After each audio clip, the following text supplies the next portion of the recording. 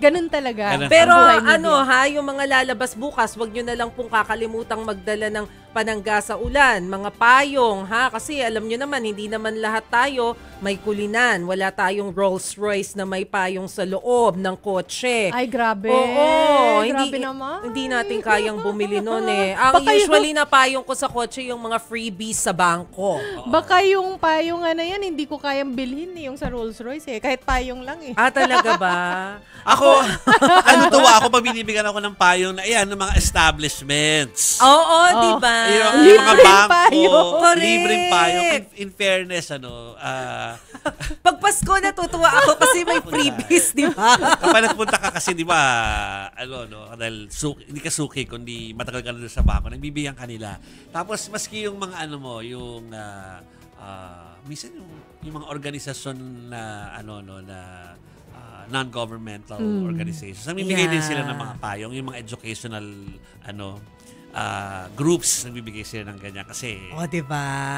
Actually, masarap i-collecta yung mga yan, Correct! At saka very handy, very useful siya. So pagka tiningnan mo yung kotse ko, yung isa kong payong, libre, mula dun sa bangko, kung saan ako nagbabangko. Tapos yung isa, dalawa kasi yung payong ko, yung isa nakalagay True FM.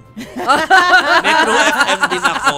Wala ko ng True FM. Ay, naku, nais ko pang namin ni Jovi. Ito yung malaking payong. Oo, Ay, na red and white. Oo. Di ba? Sorry, kasi sanay ako doon yung mga parang mahahaba na malalaki. Yung malaki. Oo. Usually blue kasi bangko namin dito. Sa baba, So meron kami noon. Pero na-amaze ako kasi yung huli kong pinuntahan na yung sa Bangkok na seminar. Oo. Nagbigay sila ng payong. Natuwa ako na sa payong na binigay sa akin. Yung ginagamit ko, hindi ko lang dala ngayon. Iniwan ko. Yung isang pindot mo bubukasan, pwede mo siyang pindutin ulit. Tapos magkaklasara na siya. Automatic. Diba? Natuwa ako doon. Ang ganda ng mga payong natin. Actually, hindi naman bagong teknolohiya yun. Pero naraaliw po ako doon. Pero yung payong ko, nilalagay ko lang sa ilalim ng upuan. Kasya naman doon sa likuran. Para hindi magulo. Wala kasing lalagyan sa pintuan ng kotse Tsaka yung payong ko. para madaling hugutin. Di ba? Ano bang klaseng sasakyan yung meron? Di ba? Yung kulitan. Pagka binuksan mo yung pinto, nandun yung payong. Pinapasok na gano'n. Nasa loob ng door ng pinto. Nasa door. Pinapasok. Ang nalalagay ko lang dun sa tabi ng kotse ko ay water jug. May lagayan talaga kasi. Water jug. Alcohol, water jug, o kaya ay, ano yung tissue na wet? Wet tissue? Wet wipe. Usually, wet ones So tinatawag. yun, wala akong lalagyan ng payong doon. Ako din, kaya sinasabi ko sa ilalim ng upuan ko nilalagay. Kasi wala akong lalagyan sa pintuan. Pero okay lang din, hindi ako bumili ng ganong kamahal na kotse para lang meron akong lalagyan ng payong. Kasi pwede ko naman ilagay sa ilalim ng upuan ko o kaya sa likod ng kotse. Well, unang-una, hindi ko kayang bumili ng ganyan. Ako din Gustuhin ko man bumili ng ganon, hindi ko siya kaya. At saka imaginein mo, bag nga na Hermes, wala ako. Yung pang ipambalot ko siya sa kotse, ay naku, hindi ko rin kaya. Wala akong pambili. At saka parang mahirap. Saan ko ipapark? Oo, kasi babayad ka ng parking sa condo Renter ako Sabihin, rentahan ko pa. Totoo. Huy, apakamahal ng parking slot ngayon. Magkano Pag ba magre-renta ngayon? ka, dito sa area natin, magkano? umaabot ng 7,000. Grabe. Isang parking. Dito sa area dito natin. sa area.